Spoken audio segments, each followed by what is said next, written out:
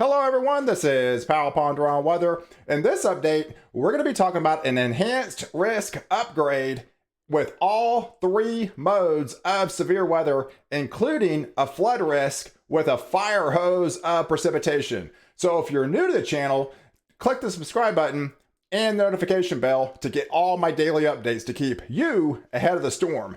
So let's get right to it. We got a lot to talk about this morning and a very active pattern. This is Wednesday morning, April the 28th.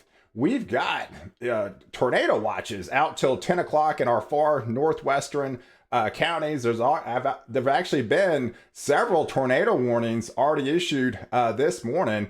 And we also have a flood threat. We've got even flash flood warnings happening right now in far north Texas, getting into Oklahoma. And there's your flood watch that we've been talking about with this very slow moving dynamic system. Much of Oklahoma City into Oklahoma, getting into southern portions of Missouri, as well as Illinois, as we yet to have that main disturbance come in. And it's really going to start to get cranking as we get into later on this afternoon into this evening. So let me take a look at the latest satellite picture, and you can really depict on what's actually happened. There's your blow up precipitation northwest of the Metroplex this morning, getting into Oklahoma. That feeds into Missouri, into Illinois, into Indiana. But here's your main system. This is the upper level low that's technically still out over Arizona. And so as this will slowly gravitate towards into Texas, going basically right over the DFW Metroplex, you look down to the south, you've got a little bit of clearing. So that as that extends and pushes further north, we're going to have some pokes of holes in the clouds later on today with those peaks of sunshine. And that's going to add instability to the atmosphere and fuel those thunderstorms later on this afternoon. While I do see a hail threat, a damaging one threat, and an isolated tornado threat with these supercell thunderstorms. And there's no stranger. Yesterday, with this slow-moving system, we actually had, even right now, this is a preliminary report, we had 10 tornado reports out here in portions of West Texas, going into portions of Colorado. It was a very active day, and we had up to 29 hail reports, including up to softball-sized hail out here in West Texas that did a lot of damage to vehicles out there. So it was a very active day, and I do feel today it could be even busier than what it was yesterday. So let me walk you through the parameters. This is the latest HRRR model going into this afternoon. This is around noontime. So here's your lag. There's your low pressure. That's going to be over essentially New Mexico, with the sporadic thunderstorms out there. There's your main lift with that first system. That'll be extending into, we have a very strong cap over much of central Texas into North Texas. We really don't have much of a cap into Oklahoma, and that's where they've already seen a lot of those supercell thunderstorms into Oklahoma, get into northern portions of Arkansas, as well as Missouri, with some very heavy rain getting into Illinois and Indiana. That is your noontime outlook. But as we go into later this evening, getting into about 8 o'clock time frame, I stopped it right here. You can see where the low pressure is. Out ahead of it, it's going to split. So when it splits, that's going to cause that upward rising motion, and it cause the cap to erode over central Texas into North Texas. And I do feel with these dew points, you can just feel it out there, 70, 72 degree dew points. The atmosphere is just going to explode into central Texas, going into over North Texas as we get into later on this evening with some supercell thunderstorms. And these are going to be more or less convective training. This is going to be a very slow moving system. This is 8 o'clock, and the main system is still out here in New Mexico. And out ahead of it, you got all that lift. So you got very heavy rain, supercell thunderstorms, a hail threat posing into Oklahoma, get into Missouri, and there's just that fire hose of precipitation that will just extend across with that feeder banding into Illinois, getting into Indiana. Now you're getting into portions of Ohio and Pennsylvania as we go into later on this evening. And in fact, I was waiting for the upgrade. So we did get an upgrade from the latest Storm Prediction Center as of the 8 a.m. advisory. They have enhanced it to an enhanced risk out here from basically Del Rio all the way into Abilene, getting into western portions of the DFW Metroplex. This does include Denton. So all these areas are level 3 enhanced risk for all 3 modes of severe weather.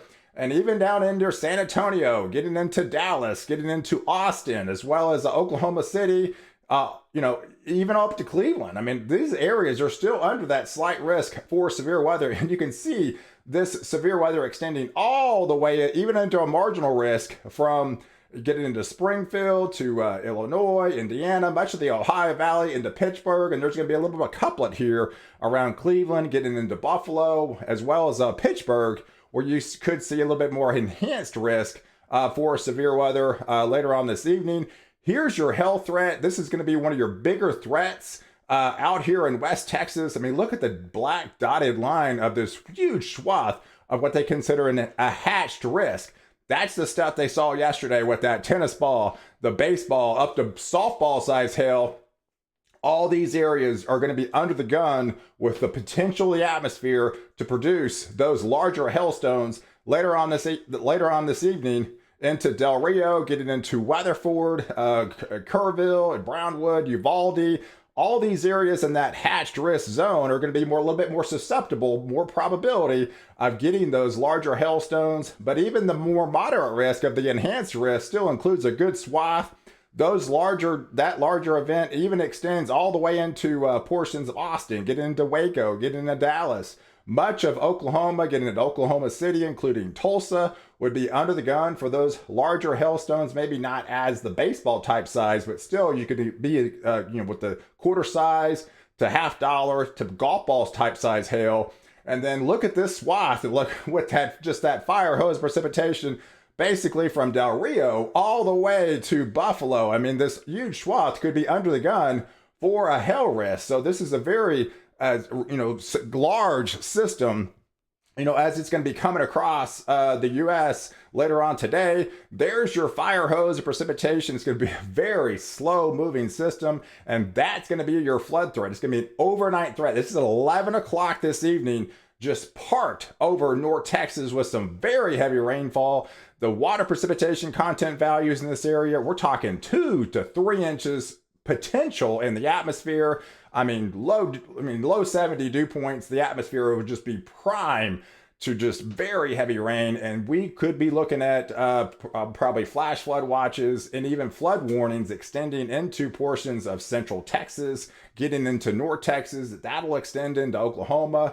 Arkansas is going to be under the gun. Missouri is going to be under the gun. All of that very heavy rain. And then getting into Illinois as well as Indiana. I mean, you can see the demarcation line. There's not much happening down here to the southeast. This is a very, like I mentioned, kind of a fire hose type threat, as it's going to be just a very slow moving system as it moves across. As we go into Thursday morning, as you wake up into Thursday morning, raining all night long. That rain is still going to be around into central Texas, into North Texas. Still going to be in a lot of the same areas it's been all night long, with that training just pumping up relentless amount of precipitation throughout the evening. There's your severe threat as we go into Thursday, as the axis shifts a little bit further southeast. Now we're getting into places into Houston, maybe not as significant, but still your flooding threat would be more of a huge concern as this moves across. But it's not out of the question they can't update this, because would be day 2 by then. Getting into Little Rock, getting into southern portions of Illinois. Now more of Ohio's into the mix. Now more of Pennsylvania's into the mix as this continues to shift slightly to the southeast. There's your convective banding as it more or less just crawls across into, by noontime on Thursday, getting into still central Texas, still into North Texas. A lot of these same areas with just relentless amount of rain will continue to shift into the overnight on Thursday. There's your convective banding right here, setting up a lot along this banding, getting a little bit further south into Arkansas, maybe western portions of Tennessee by then, getting into a little bit more of a Kentucky more into play, a little bit more southern portions of Ohio back into the play, as it's going to be very active over the mid-Atlantic states into Pennsylvania, into upstate New York, with that banding coming across into Friday. There's your going into Friday morning. There's your banding. Like I mentioned, I think this is going to split. So it's going to be a two-pronged system. That first system, as the atmosphere comes across into North Texas, it's going to make the atmosphere split. And you're going to have a piece of energy that's going to split. It's going to be arcing over the U.S. with that fire hose precipitation. And then you have that other system that's going to lag behind into Texas and more or less stall down here into portions of Mexico as that system kind of weans itself out on Friday. So as we go deeper into Friday, you can see that first system stalling out essentially over into portions of New Mexico. That'll be setting up a boundary along into South Texas, getting into Houston, Louisiana, Mississippi, even portions of Alabama will start getting into the action of some rain as that northern system will fade off into the northeast and will lift off to the northeast. You can see what's happening with that low pressure as we go into Saturday. It'll sink down to the south. It's going to stay there and kind of just meander under this area. It's got some very cold core aloft, and you can see out ahead of it, we got a warm surge of temperatures of 15 to 20, almost 25 degrees above average. So as this system just kind of sits and spins, pumping in that Gulf moisture, this will help destabilize the atmosphere as these rain cool temperatures will still be in place over much of the Ohio Valley and into the Northeast. As this sit and spins on Saturday, getting into Saturday evening into South Texas, there's your rain event down into South Texas with that low pressure just kind of waiting in the wings as we destabilize the atmosphere more further north. As we go into Sunday, you can see that system coming back. So it starts to filter, lift back up. It still more or less meanders around and more or less stalls out into South Texas. That keeps the precipitation. Maybe moving back into North Texas by then, into East Texas, into Louisiana, into Arkansas, into Mississippi and southern portions of Alabama, and not too much terribly much activity into Florida, or just maybe a quarter inch of rain. There's your low pressure as we go into the daytime hours on Sunday. Down here to the south. So this has got some very cold core aloft, and look what happens ahead of it. You've got that arcing ridge of those higher temperatures. This is destabilizing the atmosphere as this cold core will eventually shift back northward. That'll draw in the Gulf moisture, and bring more showers and thunderstorms and more flooding rains back into a lot of the same areas. Tap into that energy. Look at those darker bandings setting up again with those convective bandings as we go into Monday with, again, very inundated, a lot of very heavy rain getting into a lot of the same areas that just got a lot of heavy rain 2 or 3 days prior. This will go into Illinois, back into portions of Indiana, going into Ohio again. And then those will just feed into Tuesday, kind of the same deal, as that system will continue to lift off, taking advantage of those higher dew points of that very warm temperatures that was out ahead of it. That'll tap into that, to that atmosphere and really amplify and keep those rain showers going all the way into Tuesday. So you can definitely see the setup. I mean, it's very distinct as it's getting very dry out west. They can't buy a drop in California. Then you have that system come out of here into Texas, and it's just a meandering. This is between now and Tuesday, as that first system will split, and then it kind of reloads back into the weekend, getting into early next week. Some of these in the whites, I mean, look at the graph here, 7, 8, 9 inches of rain in isolated amounts. This is some very heavy rain setting up over the next several days into much of Texas, get into Louisiana, get into Arkansas, Missouri, convective banding, Illinois, Indiana, Ohio. They've been talking about it hadn't been raining much in Ohio, where you're going to be picking up a lot of rain. This is coming into Pennsylvania, getting into New York, and down here to the southeast. You can definitely see